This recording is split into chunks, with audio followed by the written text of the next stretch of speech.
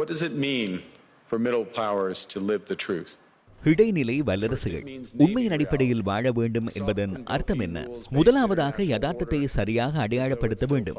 சர்வதேச நிகழ்ச்சி நிரலானது இன்னும் சட்டத்தின் அடிப்படையிலேயே இயங்குகிறது என்று கூறுவதை நிறுத்த வேண்டும். அந்த நிகழ்ச்சி நிரல் உண்மையில் என்ன என்பதை தெளிவாக கூற வேண்டும். இந்த நிகழ்ச்சி நிரல் மிகப்பெரிய வல்லரசுகளுக்கு இடையிலான போட்டியை அதிகரிக்கிறது. அங்கு வல்லரசு நாடுகள் தமது அபிலாஷைகளை நிறைவேற்றிக் கொள்ள பொருளாதார ஒருமைப்பாட்டை ஒரு அழுத்த கருவியாக பயன்படுத்துகின்றன.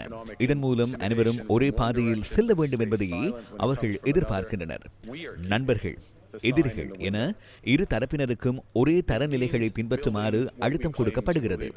ஒருபுறம் பொருளாதார ரீதியாக அச்சுறுத்தி விமர்சனங்களை முன்வைக்கின்றனர். மறுபுறம் அந்த அச்சுறுத்தல்கள் மற்றும் விமர்சனங்களுக்கு மத்தியில் இடைநிலை நாடுகள் மௌனமாக இருக்கின்றன.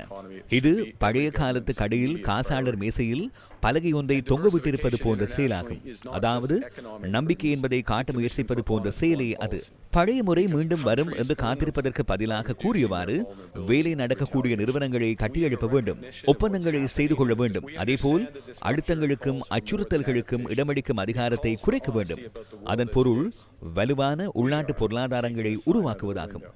ஒவ்வொரு நாடும் அதற்கு முன்னுரிமை அளிக்க வேண்டும்.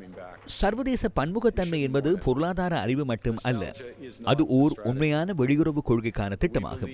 ஏனெனில் நாடுகள் எதிர்த்தாக்குதல்களின் அபாயத்தை குறைத்துக் கொண்டு தமது சொந்த கொள்கைகளில் நின்றவாறு நடப்பு விவகாரங்களில் நிலைப்பாடுகளை எடுக்க முடியும். அதற்கேற்ப செயற்படக்கூடிய தைரியத்துடனும் வீழ்ச்சிகளில் இருந்து மீண்டெழும் மன உறுதியுடனும் சர்வதேச தளத்தில் இருக்கிறோம் என்பதை நாம் புரிந்து கொள்ள வேண்டும். உண்மையில் உலக போக்குகளை புரிந்து கொண்ட அனைவரும் நேர்மையாக இதனையே கூறுகின்றனர்.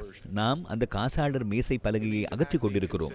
பழைய முறை மீண்டும் வராது என்பது எங்களுக்கு தெரியும். கடந்த காலத்தின் மீதான ஏக்கம் என்பது ஒரு வியூகம் அல்ல. இந்த வீழ்ச்சிகளில் இருந்து இன்னும் பெரிய, சிறந்த, வலுவான மற்றும் நீதியான ஒரு முறையை கட்டியெழுப்ப முடியும் என்று நாம் நம்புகிறோம். இதுவே இடைநிலை வல்லரசுகளின் பொறுப்பாகும்.